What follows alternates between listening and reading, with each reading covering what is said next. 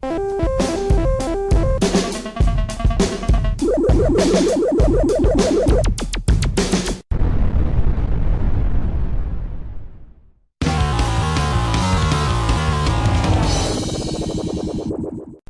Crystal Maze was one of the best programmes on TV in the 90s, and with it finally back on our screens, it seems a good time to take a look back at the computer game from 1993 that was based on the show.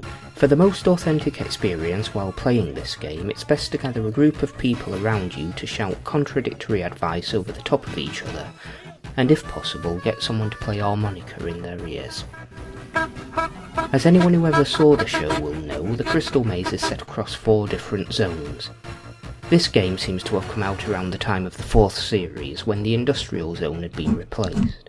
So we have the Aztec, Medieval, Futuristic and Ocean zones here.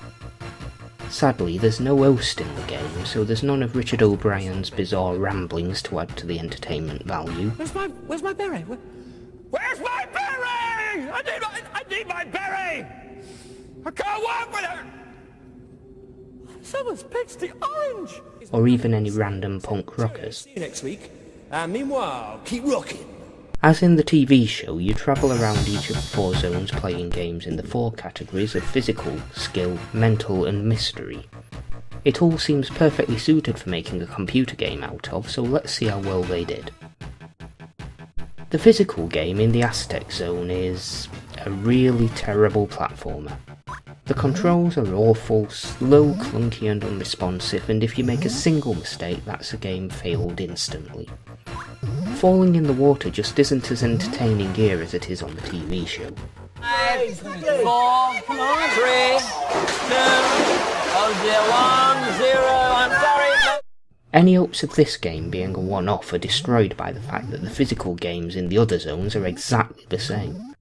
The Ocean Zone game compounds things by sometimes having collision detection so awful that the character falls through the platform, while the Medieval and Futuristic Zone games throw out any pretense that they could have appeared on the TV series by having you jumping over snakes or dodging weird energy balls and using teleporters.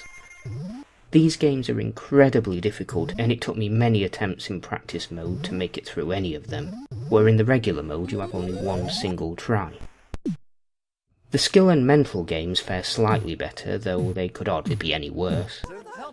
Some of these are adapted from the show,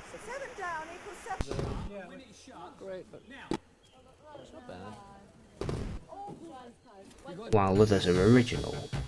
Well, they're not from the show anyway. The things such as playing a short round of Snake, or playing the millionth adaptation of Simon, so original probably isn't the right word. The skill ones are generally more interesting, though the controls are a bit awkward on most of them, and they're very difficult without a lot of practice. This one involved catching the balls to form a pyramid, but every time you miss one you lose a ball that you'd previously got, which makes it really frustrating.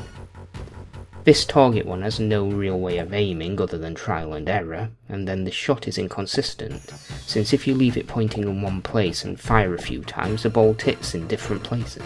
Then we get the mystery games. As with the physical games, every zone has one of these of the same type, resembling a basic hidden object game, though this was years before that became a big casual genre on the PC. These give you simple clues and you have to click on the object it's referring to. They're generally pretty simple, getting 3 clues right wins you the crystal, though clicking the wrong thing loses some time, making it the closest thing to an automatic lock-in game that they have here. Aside from these, the only mystery games are an Otter and Colder puzzle that's so easy I don't know how you could really fail it, and a simple maze game, and an attempt to recreate the fortune teller riddles from the TV show by solving a maths problem. Though there's only about 3 or 4 questions and the numbers are just changed each time. This shows one of the main flaws. Aside from the fact that most of the games aren't really all that good, there just aren't enough of them. There's only 1 physical game per zone, and there's only ever 1 or 2 of the other puzzle types per zone too. It doesn't take much playing to have seen everything the game has to offer. Most of the games are either trivially easy or incredibly hard, so once you've learnt which ones are which, you can beat the game really quickly.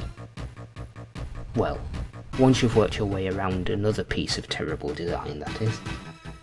You have to pick your team of 6 out of these 12, which at first seems like a cosmetic choice, but in actual fact each of these characters has certain types of games that they're best at. The trouble is the game never tells you which is which, so you just have to learn by trying. This has the worst effect in the skill games, since if you pick the wrong character the controls are reversed completely, making the game practically impossible. If you run out of time in any of the games and the team member is locked in and unavailable unless you spend a crystal to buy them out, but you can abandon the game before the time runs out, so there's no real reason for anyone to get locked in. That only leaves a crystal dome, which is a pretty accurate recreation of the least interesting bit of the series. You just stand in the middle of a representation of the dome looking around trying to grab the gold tickets and avoid the silver. If you've got over 100 gold after the silver have been deducted, then you've won.